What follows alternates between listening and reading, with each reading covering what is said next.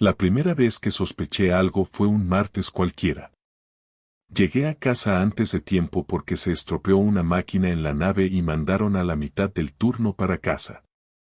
Eran las 6:15 de la tarde. Entré sin hacer ruido, como siempre. Lo primero que me sorprendió fue el silencio. Y lo segundo, que la puerta del dormitorio estaba entreabierta. No le di importancia hasta que escuché un gemido. Femenino. Corto. Ahogado. Te juro que al principio pensé que estaba viendo una peli o algo así. Laura nunca ha sido ruidosa. No en ese sentido. Caminé despacio, con cuidado. No sé por qué. A lo mejor porque ya sabía. Porque mi cuerpo ya lo había entendido antes que mi cabeza. Empujé la puerta sin decir nada. Lo que vi fue tan rápido como brutal, mi mujer desnuda, a 4 patas en nuestra cama, con un tío detrás empujando como si le fuera la vida en ello. Ella gritó. El tipo se cayó de espaldas del susto, tropezando con la colcha. Intentó taparse, como si eso cambiara algo. Laura se cubrió con la sábana y solo dijo mi nombre. Javi. Yo no dije nada. Cerré la puerta y salí del piso. Así empieza esta historia. Y créeme, no mejora. No me fui lejos. Bajé las escaleras, salí del portal, crucé la calle y me senté en el banco de siempre frente al bar cerrado. Eran las 6:30, una hora absurda para ver tu mundo derrumbarse, porque todavía quedaba mucho día por delante, gente volviendo del trabajo, niños con mochilas, vecinos que te saludan sin saber que acabas de ver a tu mujer follando con otro en tu cama. No me temblaban las manos, no lloré, no grité.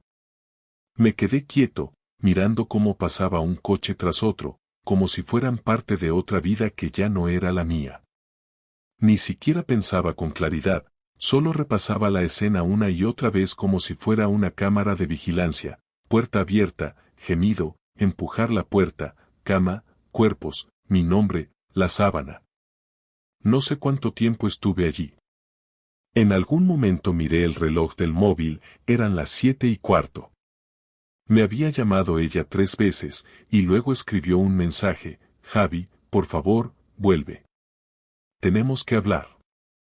No respondí.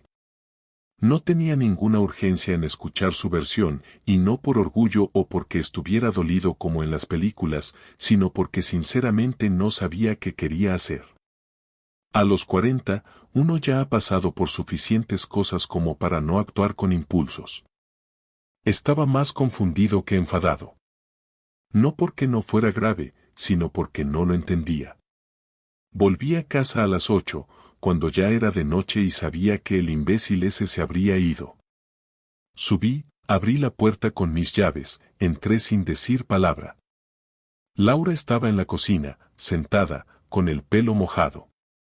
Supuse que se había duchado después de lo que pasó, como si el agua pudiera limpiar lo que yo vi.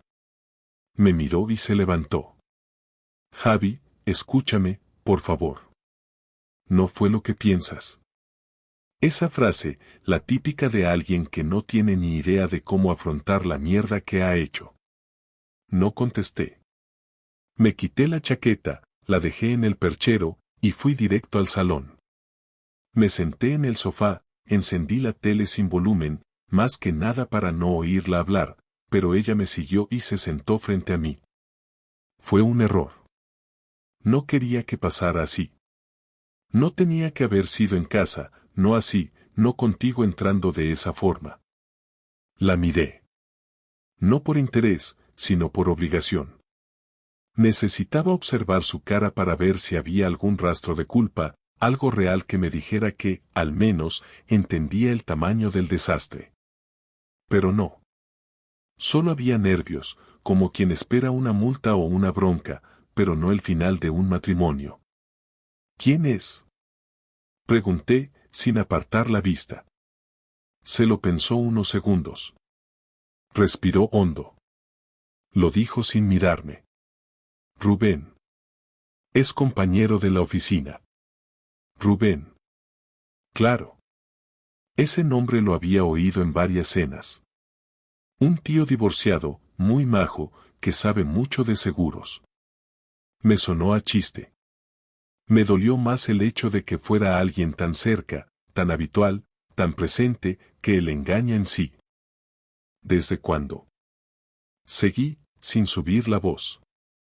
Unos meses. No sé, desde junio, creo. Era noviembre. Habían pasado 5 meses desde junio. 5 meses de cenas, domingos, películas, conversaciones antes de dormir, viajes cortos, comidas con mis padres. Todo eso, mientras ella se acostaba con Rubén en horas muertas. Me pregunté si solo fue una vez, si fue más de una. Pero no lo pregunté. Me parecía ridículo contar. ¿Y por qué en casa? Dije. No porque importara, sino porque aún me costaba aceptar la imagen de ella desnuda en nuestra cama. No quería, Javi. No sé qué me pasó. No pensaba que llegarías tan pronto. Solo, no sé. Ese no se me dio más asco que cualquier otra cosa. Porque claro que sabía.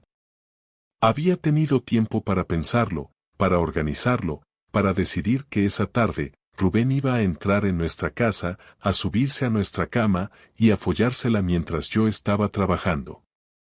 ¿Lo quieres? Pregunté, sin pestañear. Se quedó en blanco. Abrió la boca, pero no salió nada. ¿Lo quieres? Repetí. No lo sé. Otro no lo sé. No dije más. Me levanté, cogí una mochila de la habitación y metí lo básico, ropa interior, un par de pantalones, 2 camisetas. Volví al salón. Ella seguía ahí, mirándome. Me voy a casa de Oscar, dije. No me llames. Ya hablaremos. Y salí. Sin portazos, sin insultos, sin escenas. Solo cerré la puerta y bajé las escaleras. Oscar es mi hermano mayor. Vive en Laguna de Duero, a 15 minutos en coche. Me recibió sin preguntas, con una cerveza en la mano y una manta en el sofá. Le conté lo justo. Asintió, me dejó hablar cuando quise y me dejó callado cuando no. Esa noche dormí en su sofá como si llevara años sin descansar. Al día siguiente fui a trabajar. Nadie lo notó. No porque no me pasara nada, sino porque uno se acostumbra a disimular. Respondí correos, arreglé una máquina, tomé café en el descanso. Mientras tanto, mi cabeza repasaba todo desde el principio. Los cambios de humor, las salidas extrañas, las veces que decía que se quedaba hasta tarde por cierres. El puzzle encajaba ahora. Era obvio, pero nunca quise ver. Pasé esa semana en casa de Oscar. No le conté a mis padres, no quería dar explicaciones todavía. Laura me escribió un par de veces. No contesté. El viernes me llamó. Tampoco respondí. El sábado por la mañana me presentó una propuesta, hablar en persona el domingo por la tarde. Accedí. Quería escuchar su versión completa, no por reconciliación, sino por cerrar cosas en mi cabeza. Domingo a las 5. Volví al piso. No llevé nada. No sabía cuánto iba a durar. Entré, estaba limpia, arreglada, sentada como si estuviera en una entrevista.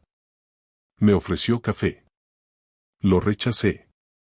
He estado pensando toda la semana, dijo. No voy a justificar lo que hice. No tiene perdón. Pero necesitaba decirte lo que siento. Asentí. Esperé. Me sentía sola, empezó. Hace meses que ya no hablábamos de nada. Todo era rutina, trabajo, cena, sofá, dormir. Me sentía apagada. Rubén fue fácil. Me escuchaba. Me hacía sentir algo. No fue solo sexo. Ese no fue solo sexo me dolió más que la escena del martes. Porque eso significaba que lo había sentido, que lo había querido, que había deseado estar con él, y no conmigo. Entonces no fue un error, le dije. Fue una decisión. Ella bajó la mirada. No negó nada. No quiero que nos separemos, añadió. Pero entiendo si tú sí. Yo no contesté. La miré. Estaba ahí, sentada en la misma silla donde desayunábamos los domingos, donde me contaba las historias del trabajo, donde se reía conmigo. Pero ya no era lo mismo. No había marcha atrás. Tengo que pensarlo, dije. Me levanté. Y me fui. Ese fue el final del principio. Lo que vino después ya no fue duda, ni sorpresa, ni sospecha. Fue otra cosa. Fría. Concreta. Directa. La siguiente vez que hablé con Laura fue 4 días después de aquella charla en la que me soltó que no fue solo sexo. Estuve pensando mucho. No sobre lo que ella sentía, porque eso me daba igual, sino sobre lo que yo podía aceptar y lo que no. Volví al piso un miércoles por la tarde. No para quedarme, sino para decirle las cosas como eran, sin rodeos, sin esa basura emocional que a veces uno mete por pena o por costumbre. Llevaba preparadas 3 ideas claras, que no quería explicaciones, que no iba a perdonar nada y que ella tenía que asumir las consecuencias sin hacerme responsable de su culpa. Entré sin avisar. Me abrió la puerta con cara de sorpresa, como si no se esperara que yo pudiera volver a entrar en el sitio donde me destrozaron la dignidad en una tarde cualquiera. Me ofreció pasar al salón, lo acepté, pero esta vez me senté donde me dio la gana, no donde ella esperaba. No saludé, no le pregunté cómo estaba, no le devolví esa normalidad que seguro deseaba. Me limité a hablar. Le dije que ya no me importaba si estaba enamorada de Rubén o si fue un desliz emocional como había intentado venderme la última vez. Le dije que el problema no era el polvo que vi con mis propios ojos, sino todo lo que lo rodeaba, la planificación, la repetición, la mentira diaria sostenida durante meses sin la más mínima señal de arrepentimiento. Le expliqué que no me interesaba reconstruir nada con alguien que había sido capaz de invitar a otro hombre a mi cama y después intentar lavarlo con lágrimas y frases recicladas. Ella no me interrumpió al principio, solo bajó la cabeza como si eso la hiciera parecer más humana. Pero cuando le dije que pensaba poner fecha para iniciar los trámites de separación, se levantó como si se activara algo dentro de ella. Me miró con rabia, no con tristeza. Me preguntó si de verdad estaba dispuesto a tirar 8 años de vida juntos por algo que, según ella, ya estaba acabado. Le respondí que no era yo quien había tirado nada, que esa decisión la tomó ella el día que cruzó la línea y no fue capaz de frenarse ni una sola vez. Ella negó con la cabeza, como si no pudiera creerse que yo hablara así, con frialdad, con firmeza, sin dejar hueco para reconciliaciones.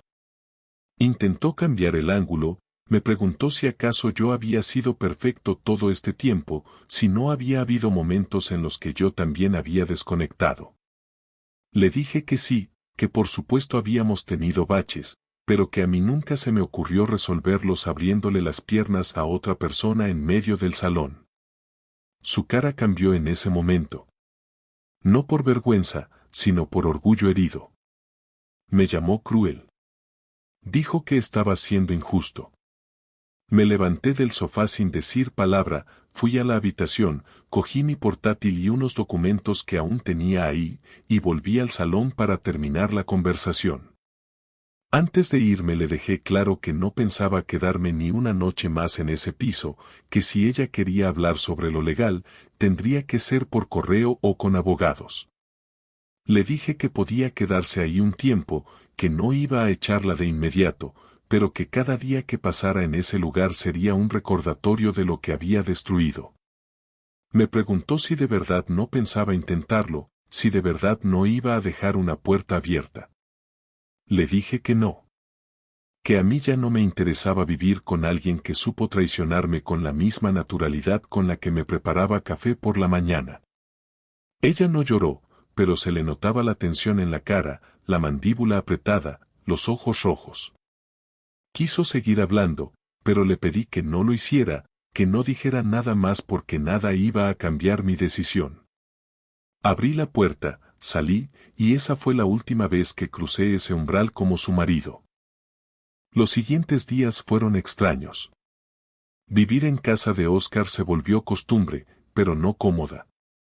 Me di cuenta de que aún necesitaba espacio propio.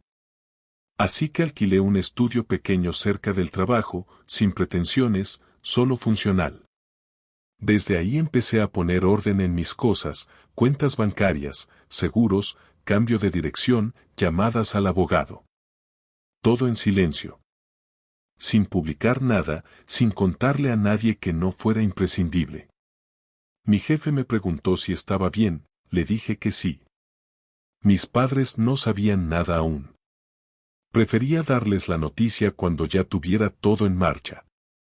Una tarde, sin previo aviso, me escribió Rubén. Me lo pensé antes de abrir el mensaje, pero la curiosidad pudo. Me decía que quería hablar, que no era como Laura lo había pintado, que no había intención de hacer daño. Casi me río. No le contesté. Borré el mensaje y lo bloqueé. El tipo probablemente quería sentirse menos culpable, menos basura. No pensaba regalarle esa tranquilidad. La verdad es que ni siquiera me importaba ya si seguían viéndose o no. Todo lo que viniera después de esa escena inicial me era indiferente. Para mí, los dos dejaron de existir en cuanto vi lo que vi. No había nada que arreglar, solo había que cerrar. El abogado me propuso redactar un convenio simple. Yo no quería pelear por bienes, no valía la pena. Ella podía quedarse el coche, los muebles, lo que quisiera, con tal de que firmara sin rechistar. Le envié el borrador una semana después. Tardó 3 días en responder. Aceptó sin objeciones. Supongo que sabía que no tenía mucho margen para exigir. O que le daba igual. Lo curioso es que nunca discutimos de verdad. Ni una gran pelea, ni gritos, ni reproches. Todo fue una especie de muerte clínica de la relación. Como si se hubiera desconectado la máquina y nadie se hubiera dado cuenta hasta que ya era demasiado tarde. Ni siquiera en el último encuentro hubo un cierre emocional. Ella no pidió perdón, yo no lloré. Fue todo muy seco. Muy lógico. Muy claro. Después de firmar, cada uno siguió con su vida. Yo trabajaba más horas. Me apunté al gimnasio solo para tener otra cosa que hacer.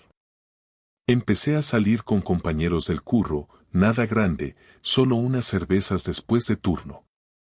Me sirvió para despejarme. Me sentía raro, pero no vacío.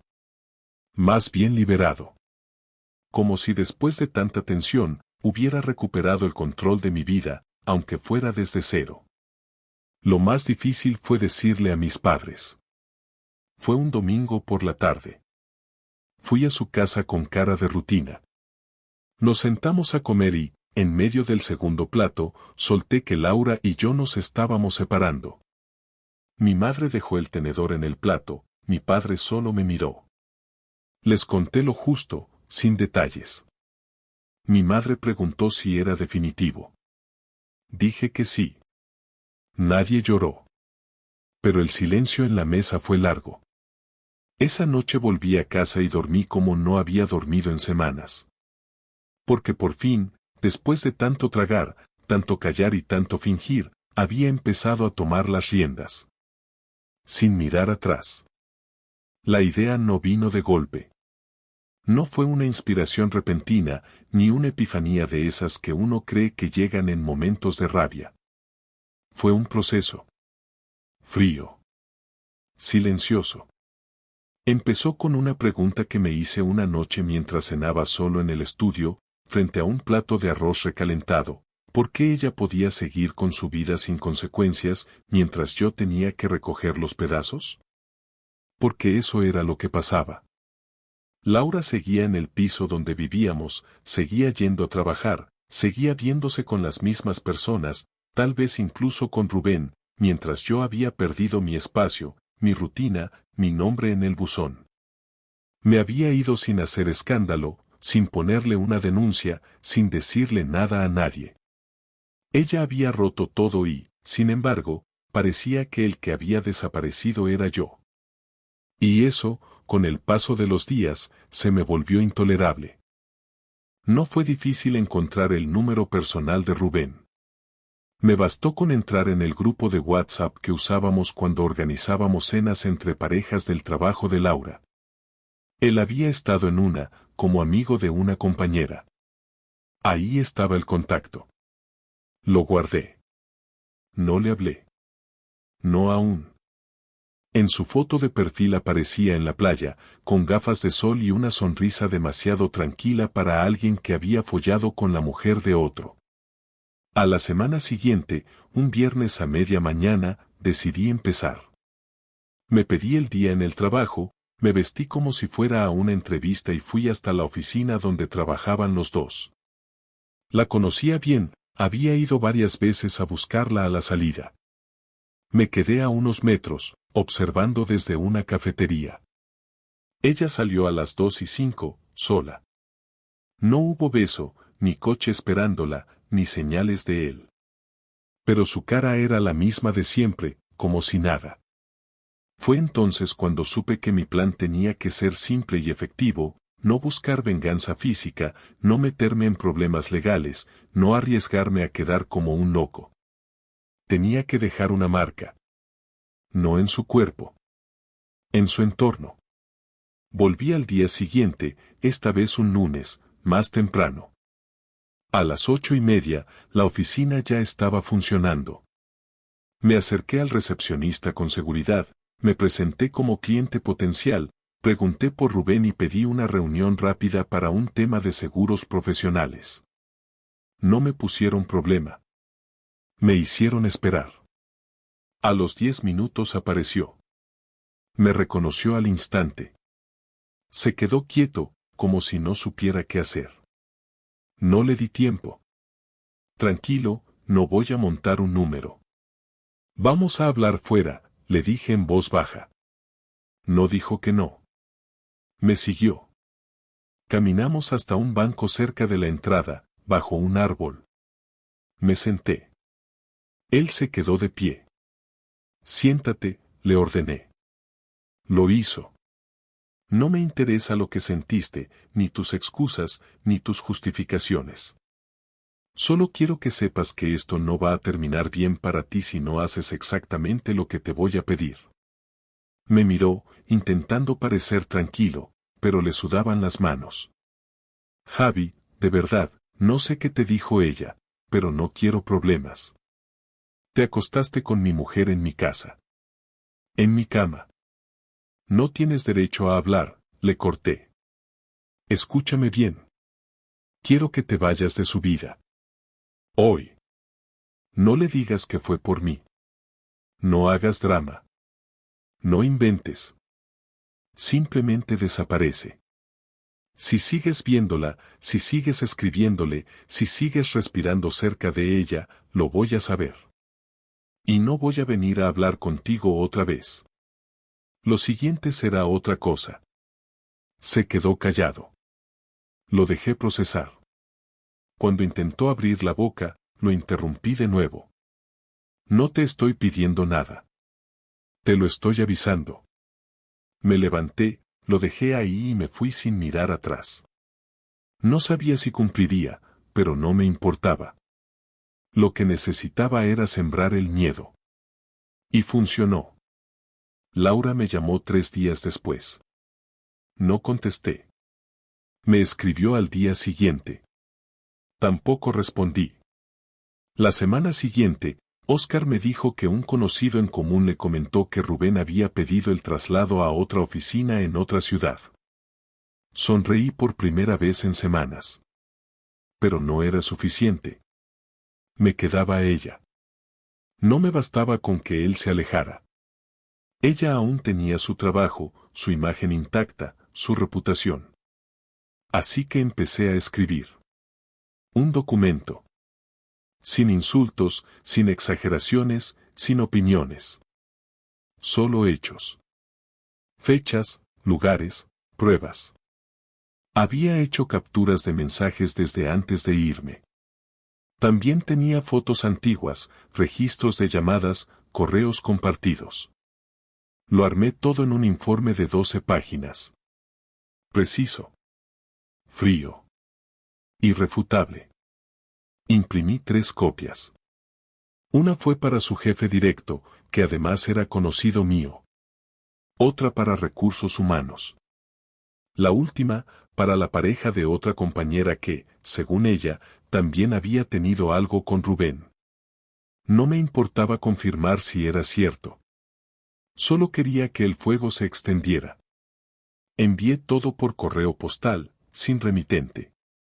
Solo con una nota breve, por si no sabían con quién trabajan. Las consecuencias no tardaron. 2 semanas después, supe que Rubén no solo había sido trasladado, sino que había sido apartado temporalmente por conflicto interno. Laura, por su parte, empezó a faltar al trabajo. Lo supe porque una amiga mía, que trabaja en otra oficina de la misma empresa, me avisó sin saber que yo tenía que ver con todo. Me limité a escuchar. No dije nada. No me sentí orgulloso. Tampoco culpable. Solo equilibrado. Por primera vez desde que empezó todo, sentí que el dolor no se había quedado solo en mí. Que ellos también sabían ahora lo que era perder algo.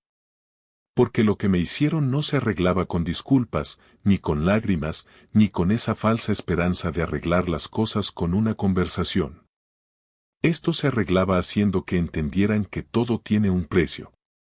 Que cuando rompes a alguien, esa persona no está obligada a seguir siendo buena contigo. Que a veces, la única forma de cerrar una herida es dejar otra abierta. Cuando me llamó otra vez, 2 semanas después del último movimiento, decidí contestar. No porque quisiera volver a hablar con ella, sino porque ya estaba todo hecho, todo dicho, y solo quedaba enfrentar lo inevitable con la misma calma con la que uno cierra una puerta antes de salir. Me pidió que quedáramos en persona. Acepté. Puse la condición de que fuera en un lugar neutral, sin casa, sin recuerdos, sin escenas. Quedamos en una cafetería de barrio, una de esas que están en esquinas sin mucho tráfico, con mesas pequeñas y camareros que no escuchan. Ella llegó puntual. Iba vestida como siempre, sin maquillajes exagerados, sin adornos. Se sentó frente a mí y pidió un café.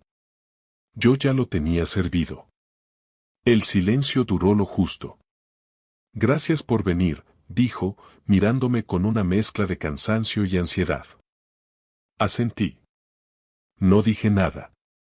Sé que no tengo derecho a pedirte nada, pero me gustaría poder hablar al menos una vez sin defensas. No para justificarme. Solo para aclarar lo que queda. No respondí enseguida. La miré, esperé a ver si seguía hablando sin permiso, pero no lo hizo. Entonces le dije que hablara. Después de todo lo que pasó, he estado dándole vueltas a todo.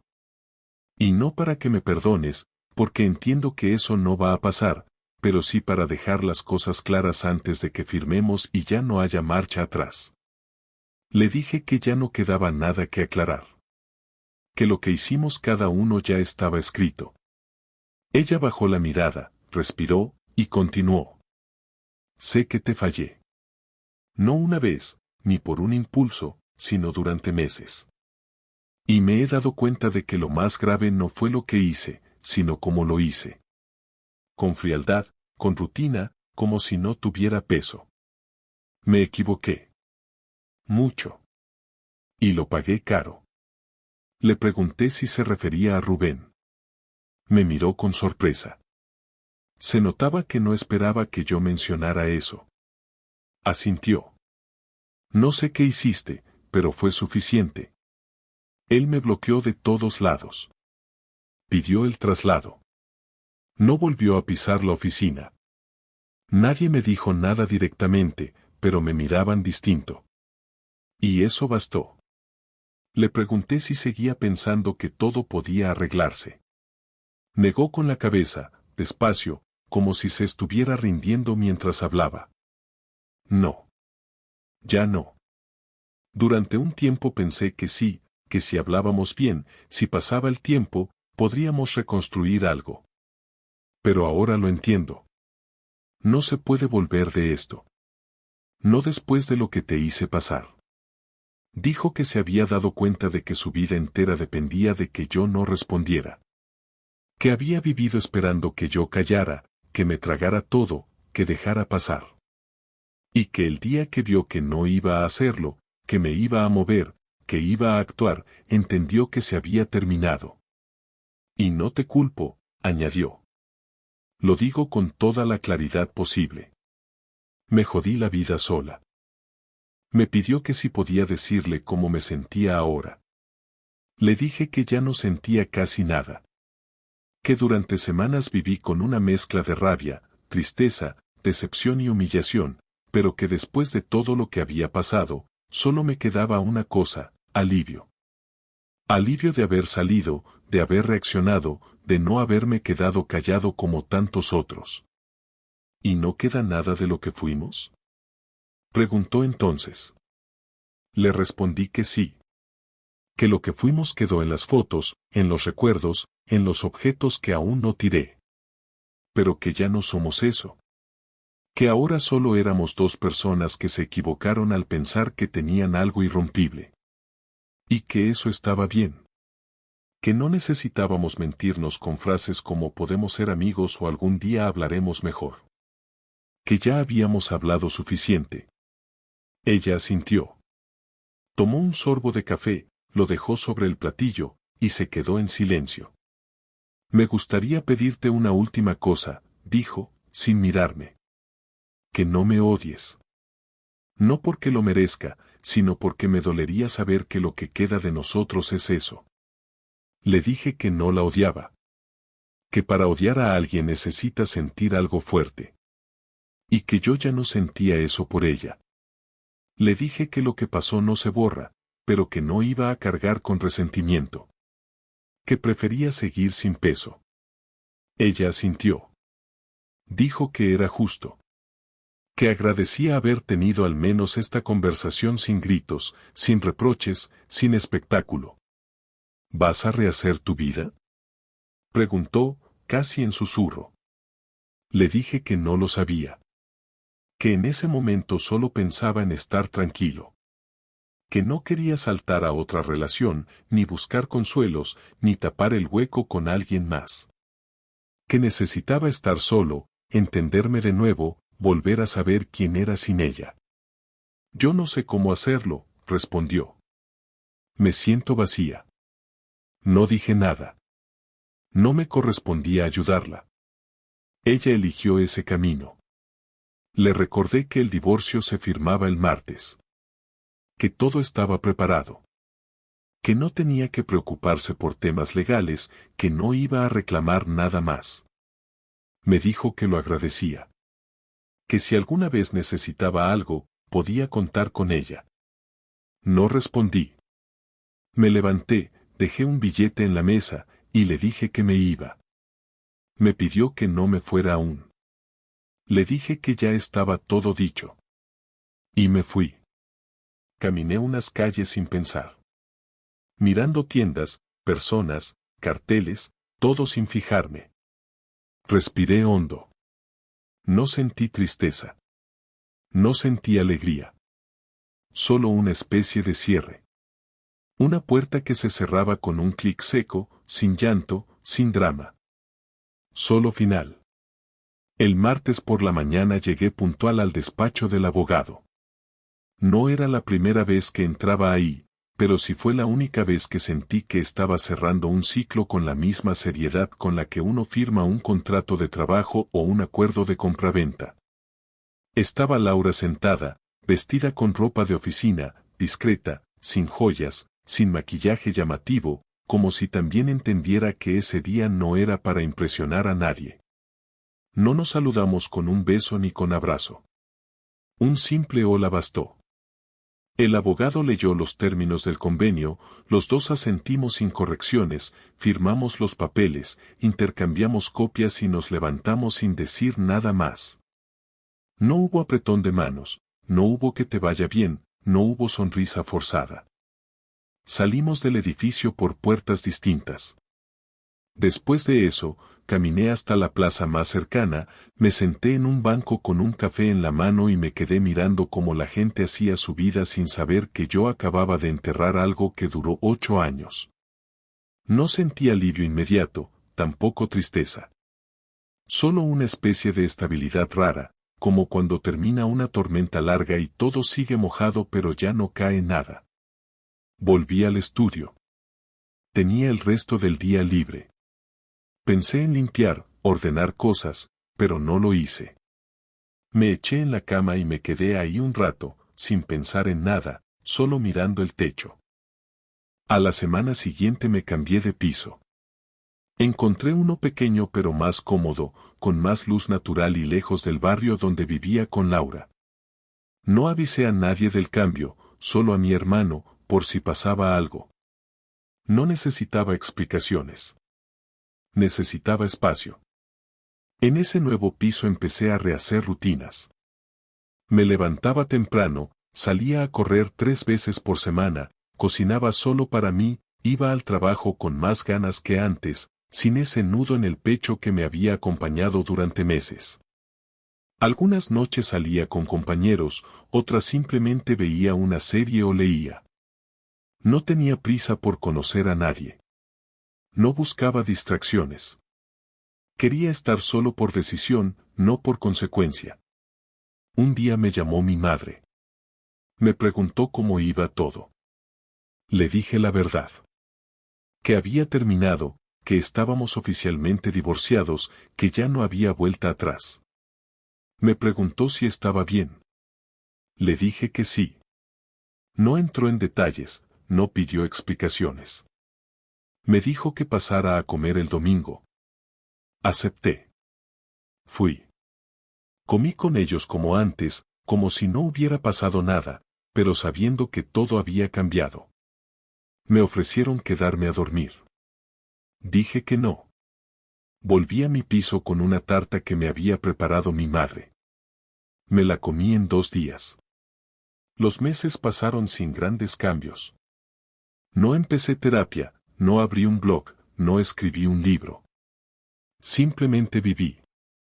Con momentos buenos, otros neutros, pocos malos. La vida se volvió normal de nuevo, con otras reglas, otras dinámicas.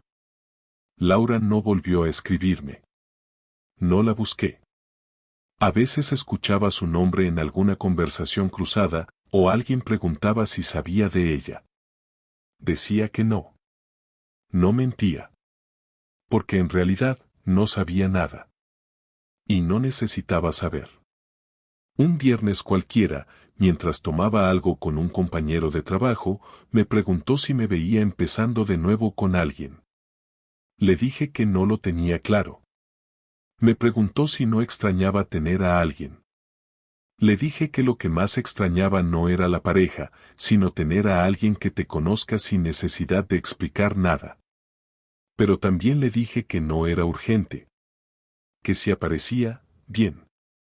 Y si no, también. Después de todo, entendí que lo peor no fue la traición, ni el engaño, ni siquiera la humillación.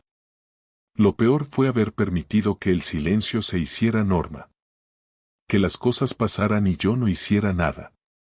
Que me tragara dudas, molestias, preguntas, sin moverme. Y una vez que aprendí eso, no quise volver atrás. Aprendí a poner límites. Aprendí a reconocer señales. Aprendí a priorizarme. No desde el odio, no desde el resentimiento. Desde el respeto. Hoy no me considero una víctima. Tampoco un héroe. Fui un tipo común al que le tocó una historia jodida. La viví, la aguanté, la enfrenté y la cerré. Sin espectáculo. Sin venganza de película. Sin frases para Instagram. Solo con hechos. Solo con decisiones. Y eso, al final, fue suficiente.